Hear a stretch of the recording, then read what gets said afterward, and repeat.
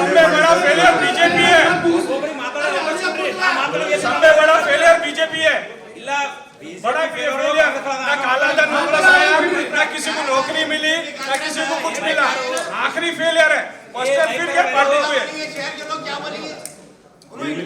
फिर पार्टी कहां से आई? ಎಲ್ಲರೂ ಕೂಡಿ ಮಾಡಿದ್ದಾರೆ, ಎಲ್ಲರೂ ಸಹಕಾರ है। 371 जे कांग्रेस पार्टी की वजह से एंजॉय कर रहे हैं लोग। 371 जे बेनिफिट्स ले रहे हैं लोग कांग्रेस पार्टी के।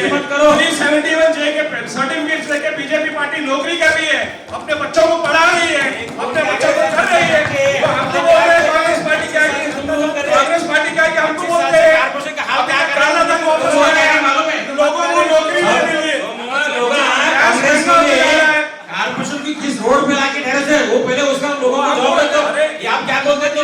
आज जो तुमको कारपोरेशन हालत तोड़ रही है, सीधे हालत तोड़ रही है, तुम्हारी मानता नहीं। आज जो ये वो फंड में कारपोरेशन के अंदर विचार बन रही हो। आपको ये जो मौका मिल रहा है बोलने के लिए, ये कांग्रेस पार्टी की वजह से मिल रहा है मौका बात करने के लिए।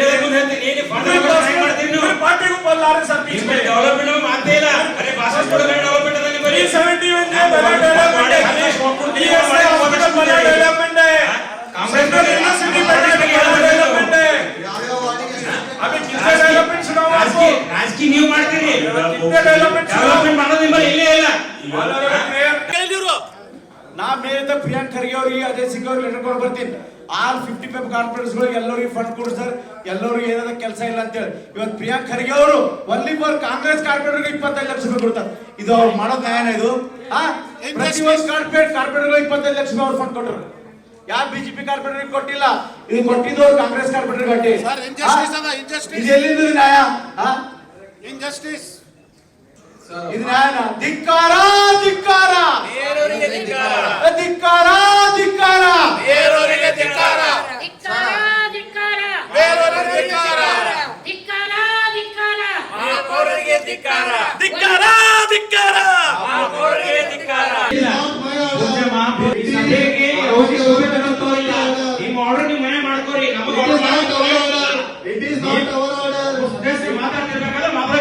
ನೀವು ಈ ರೀತಿ ನನ್ನ ಆರ್ಡರ್ ಅಲ್ಲ, ಅದಲ್ಲ, ಈ ರೀತಿ ಮಾತಾಡೋದಲ್ಲ.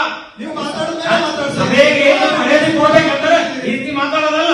ಸರ್ಕಾರದಿಂದ ಪಾಲನೆ ಮಾಡ್ತಿರಲ್ಲ, ಅಚ್ಚುಕಟ್ಟಾಗಿ ವಸ್ತು ಪಾಲನೆ ಮಾಡ್ರಿ. ಯಾವಾಗ ಫಾಲೋ ಮಾಡ್ತಿರೋ ಅಂದ್ರೆ ನಾವು ಹೇಳ್ತಾ ಇದೀವಿ, ಇದು ಡೆಫರ್ ಮಾಡ್ರಿ, ಮತ್ತೆ ಸ್ಪೆಷಲ್ ಸಿಬಿ ಕರೀರಿ, ಈ ರೀತಿ ಮಾಡಕ್ ಹೇಳ್ತಾ ಇದೀವಿ ನಾವು ನಿಮಗೆ. ಈಗ ಮಾಡಿ ತಡೆ ಹಿಡಿದಿಲ್ಲ, ನಾವು ಏನ್ ಮಾತಾಡ್ಬೇಕಂತ ನೀವ್ ಹೆಂಗ್ ಹೇಳ್ತೀರಿ? ಹೇಳ್ರಿ, पर्सनल कौन गया है? ओके पर्सनल कौन गया है? मेन इशू क्या है? पर्सनल आप गए? ನೀವೇನಂದ್ರಿ ಕಾಂತಾ ಸಾಬ್ ಬಗ್ಗೆ ಮಾತಾಡಕ್ಕೆ ರೆಡಿ ಆಗಿರೋ, ಕಾಂತಾ ಸಾಬ್ ಬಗ್ಗೆ ಕಾಂತಾ ಸಾಬ್ ಅಪ್ಪುಗಳಿಗೆ ಕಾಂತಾ ಸಾಬ್ ಕಾರಣ ಯಾಕೆ ಇದು ಯಾಕೆ ಬಂತು? ಆಯ್ತು ಸರ್, ಅದ್ರ ವಿರುದ್ಧ ಮಾತಾಡ್ರಿ ನೀವು. ಇಲ್ಲ ಅಂತ ಹೇಳ್ರಿ, ನೀವು ಹೇಳ್ರಿ, ಹೇಳ್ರಿ. ಚೀಪ್ ಆಗಿ ಮಾತಾಡೋದು ತಪ್ಪದ. ಆಯ್ತು ಸರ್, ಅವ್ರು ಹೇಳಲ್ಲ, ಅವ್ರ ಅಭಿಪ್ರಾಯ ಅವ್ರು ಹೇಳಿದ್ದಾರೆ. ಅವ್ರೊಂದು ದೊಡ್ಡವ್ರ ಸರ್, ಅದು ಫ್ರೀಡಮ್ ಆಫ್ ಎಕ್ಸ್ಪ್ರೆಷನ್. ನೀವು ಯಾರು ಫ್ರೀಡಮ್ ಆಫ್ ಎಕ್ಸ್ಪ್ರೆಷನ್ ಅವರು ಸೀನಿಯರ್ ನೀವು ಯಾರು ಫ್ರೀಡಮ್ ಆಫ್ ಎಕ್ಸ್ಪ್ರೆಷನ್ ತೆಗಿಯೋ ಹಾಗಿಲ್ಲ. पढ़ने की जरूरत क्या है? हाँ, ये बोलना चाह रहा हूँ मैं कि अंदर है क्या सर्कुलर्स में, ऑर्डर सर्कुलर्स में क्या है मालूम होना ना, पता चलना ना। अभी एक हाउस में एक बात आई कि भाई सो एंड सो यूडी से जो ऑर्डर आया इसके अंदर जो भी लिखा हुआ है। अब दूसरे ऑर्डर के अंदर मेरे को मालूम है मेयर साहब का पोस्ट अबॉलिश करे बोलकर, कैसे मालूम होना? एग्जाम्पल दे रहा हूँ मैं आपको। जिस तरीके से ये ऑर्डर आया, ये ऑर्डर के इसमें जो है कमिश्नर साहब in the interest of corporation जो है एम्प्लॉइज का जो है वैकेंसीज कम है, वैकेंसीज बहुत ज्यादा है, देने के बाद ये करेंगे। इसी तरीके से अगर हम दूसरा अगर कोई हाउस में डिसीजन लेके गवर्नमेंट को रेफर करते जब तक होल्ड कर सकते क्या?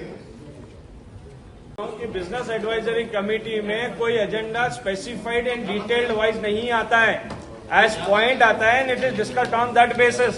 ये समझना चाहिए, अगर एडवाइजरी कमेटी में इतना डिटेल्ड हमको आता तो शायद वहीं क्लियरिफाई करके हम देते, जिसकी वजह से मैं ये सब्जेक्ट में पहले ही रिक्वेस्ट किया कमिश्नर साहब को कि जितने भी ऐसे सर्कुलर ऑर्डर्स आते हैं घर पे भेजिए या ऑफिस में भेजिए हर सदस्य के।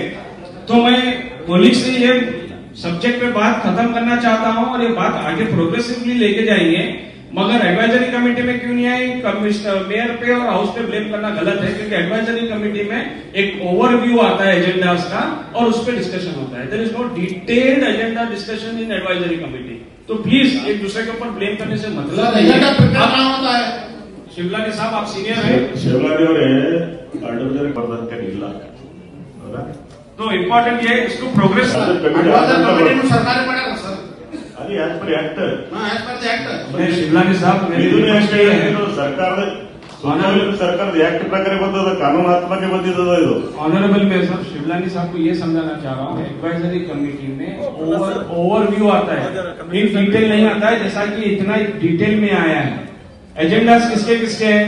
पूरे 55 सदस्य के एजेंडास लेते हैं और एडवाइजरी कमेटी में लाके जिसको प्रियोरिटी देना है उसको लाइन करके को नया ऑर्डर आता है कि हर सदस्य के घर पे भेज दो, जेरॉक्स करने में कितना जाएगा? ಅಧೀಕ್ಷಕ ಅಭಿಯಂತರು ಕಲಬುರಗಿ ಮಹಾನಗರ ಪಾಲಿಕೆ ಇವರ ವಿರುದ್ಧದ ಲೋಕಾಯುಕ್ತ ದಾಳಿಯ ಕುರಿತು ಪ್ರಸ್ತಾಪಿಸಿ ಸದರಿಯವರ ಸ್ಥಳ ವರ್ಗಾವಣೆ ಮಾಡಲು ಕೋರಿರುವುದರಿಂದ ಸದರಿಯವರ ಸೇವೆಯನ್ನು ಈ ತಕ್ಷಣದಿಂದ ಜಾರಿಗೆ ಬರುವಂತೆ ಹಿಂಪಡೆಯಲಾಗಿದೆ. ಮುಂದುವರೆದು ಸದರಿಯವರು ಮುಂದಿನ ಸ್ಥಳ ನಿಯುಕ್ತಿಗಾಗಿ ಇಲಾಖೆಯಲ್ಲಿ ಕಾರ್ಯವರದಿ ಮಾಡಿಕೊಳ್ಳುವಂತೆ ಸೂಚನೆ ಬೇರೆ ಸೂಚಿಸಲಾಗಿದೆ ಅಂದ್ರೆ ಕ್ಲಿಯರ್ ಕಟ್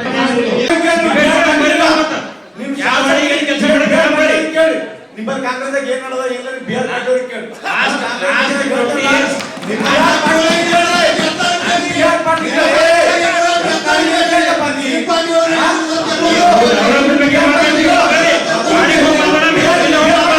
ಮಹಾನಗರ ಪಾಲಿಕೆ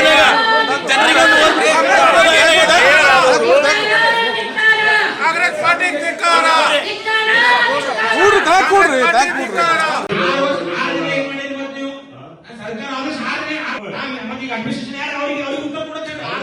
ಅವರಿಗೆ ಕೇಳ್ತೀವಿ ಅಂತ ಅವರಿಗೆ ಕೇಳ್ತೀವಿ.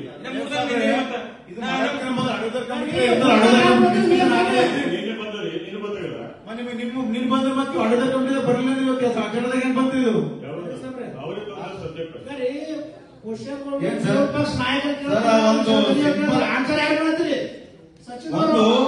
ಸಚಿವರಿಗೆ ಅವ್ರ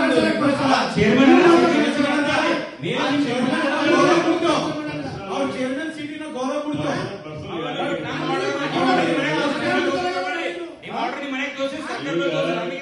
ನಾವು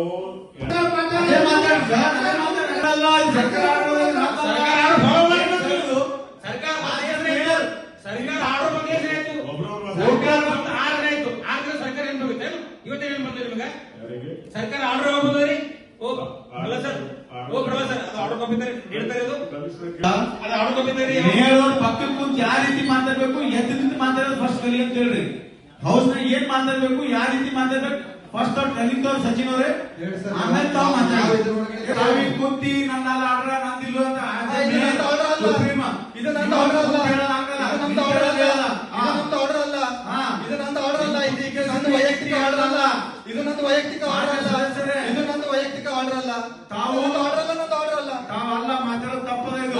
ಸ್ಟ್ಯಾಂಡ್ ಬೈ ಆರ್ಡರ್ ಅಲ್ಲ. ನೀವು ಚೇರ್ಮನ್ ಇದ್ದೀವಿ, ಚೇರ್ಮನ್ ಬರ್ತೀರಿ ಬಂದಿನಿ. ಬಟ್ ರೆಸ್ಪೆಕ್ಟ್ ಕೊಡ್ಲತ್ತೀರಿ. ನೀವು ಏನ್ ಮಾಡ್ತಾರೆ ಕುಂತಿ ಏನ್ ಮಾಡ್ಲತ್ತೀರಿ, ಏನ್ ಮಾಡ್ತಾರೆ ತೋರಿಸ್ತೀನಿ. ವಿತ್ ರೆಕಾರ್ಡಿಂಗ್ ಅದ ತೋರಿಸ್ರಿ. ಕ್ರಮಸಂಖ್ಯೆ 2 ಸರ್ಕಾರ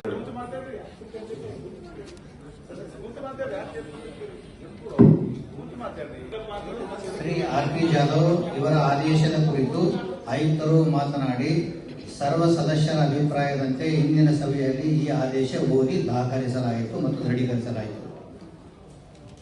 ರೀಡ್ ಅಂಡ್ ರೆಕಾರ್ಡ್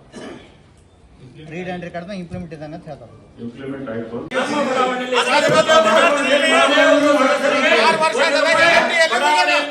ಯಾರೋ ಅನುದಾನ ಕೂಡ ಕೊಟ್ಟಿಲ್ಲ, ಒಂದು ಕೆಲಸ 10 ಕೆಲಸಕ್ಕೆ ಯಾರು ಇದಕ್ಕೆ ಸ್ಪಂದನೆ ಇರ್ತಾ ಇಲ್ಲ.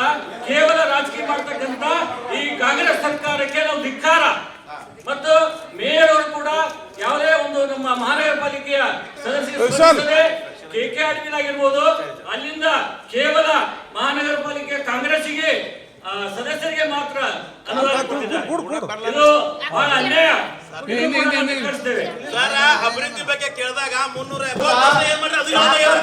ಸಾಕಷ್ಟು ಜನ ಗುಲ್ಬರ್ಗ ಬ್ಯಾಸ್ಗಿ ಬಂತು ನೀರಿನ ಸಲಕ್ಕೆ ಸಾಕಷ್ಟು ಮನ್ಸಾಯ್ತು.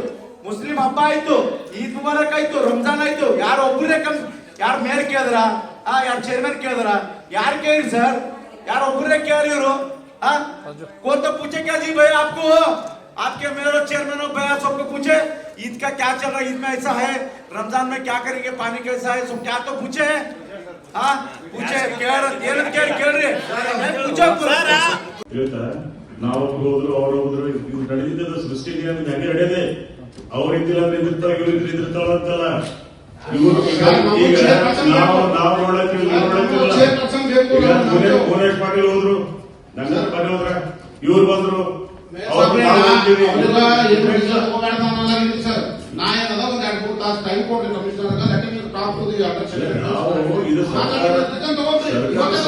ಸರ್ಕಾರಕ್ಕೆ ಗೌರವ ಕೊಡಬೇಕಿಲ್ಲ ಅಂತ ಅಷ್ಟೇ ಹೇಳ್ತೇನೆ.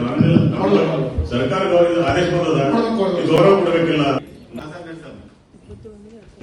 ಪ್ರತಿಯೊಂದು ಸರ್ಕಾರದ ಆದೇಶಗಳು ಬಂದಿದ್ದಕ್ಕೆ ನಮ್ಮಲ್ಲಿ ಪೋಸ್ಟ್ ಇಲ್ಲ ಅದಿಲ್ಲ ಅಂತ ಹೇಳಿದ್ದೀರಿ. ಅದೇ ರೀತಿ ನಮ್ಮಲ್ಲಿ ರೆವೆನ್ಯೂ ಬರಲಾಗ್ಯದ. ಸ್ಟಾಂಪ್ ಪೇಪರ್ ಮೇಲೆ ಇದ್ರೆ ಸಾಕಷ್ಟು ರೆವೆನ್ಯೂ ಬರ್ತದ. ಸ್ಟಾಂಪ್ ಪೇಪರ್ ತಗೋರತ್ರ ವಿಶ್ಲೇಷಣೆ ಮಾಡ್ತೀರಿ ಅಂತ ಕೇಳ್ತಾರ. ಸೀನಿಯರ್ ಅಂದ್ರೆ ಕಾರ್ಯದರ್ಶಿ ಅಭಿವೃದ್ಧಿ ಇಲಾಖೆ, ನಗರಾಭಿವೃದ್ಧಿ ಇಲಾಖೆ, ಅವ್ರ ಜೊತೆ ಮಾತಾಡ್ಕೊಂಡೆ ಈ ರಿಲೀವ್ ಮಾಡಬೇಕು ಅಥವಾ ಏನಂತ ನಾನು ಅವ್ರ ಜೊತೆ ಡಿಸ್ಕಸ್ ಮಾಡಿ ಈಗ in the interest of the corporation ಈ ಡಿಸಿಷನ್ ತಗೊಂಡಿದ್ದೀನಿ. ಅದೇ ರೀತಿ ಈ ಅಗ್ರಿಮೆಂಟ್ ಮಾಲ್ ಸೇಲ್ ಆಗಲಿ ಅಥವಾ ಸ್ಟಾಂಪ್ ಪೇಪರ್ ಆಗಲಿ ಈಗಾಗಲೇ ಡಿಸ್ಕಷನ್ ಆಗಿದೆ. ಮುಂದೆ ಸುತ್ತಲೇ ಬರಬಹುದು ಅಂತ ಅವರು ನಮ್ಗೆ ಮೀಟಿಂಗ್ ಅಲ್ಲಿ ಹೇಳಿದ್ದಾರೆ. ಇಲ್ಲ ಅವ್ರು ಎಕ್ಸಾಂಪಲ್ ಹೇಳಿದ್ರು ಆ ರೀತಿ ಕೇಳ್ತಾರ ಅವರು. ಅದಕ್ಕೆ ನೀವು ಯಾಕೆ ಇಟ್ಕೊಂಡಿರಿ? ಸರ್ಕಾರ ಸುತ್ತಲೂ ಮುಚ್ಚಿಟ್ಕೊಂಡ್ರಿ. ನಾವು ಏನ್ ರಿಕಾರ್ಡ್ ಮಾಡಿದೀವಿ ಅಂತಂದ್ರ ಇದು ಇವ್ರಿಗೆ ರಿವ್ಯೂ ಆದ್ರೆ ತಿಳ್ಕೋಬೇಕಲ್ಲ ಅಂತ ಹೇಳ್ತಾರ ಅವರು. ಇಲ್ಲಿ ಅದಾರ ಅವರು, ಈ ಪ್ರೆಸಿಡೆಂಟ್ ಅವರು ಡ್ಯೂಟಿ ಮಾಡತ್ತಾರ. ಈ ಆದೇಶ ನಾವು ಓದಿದ್ರೆ ಇಲ್ಲಿ ರಿವ್ಯೂ ಆದಾಗ ಅಂತ ಅರ್ಥ.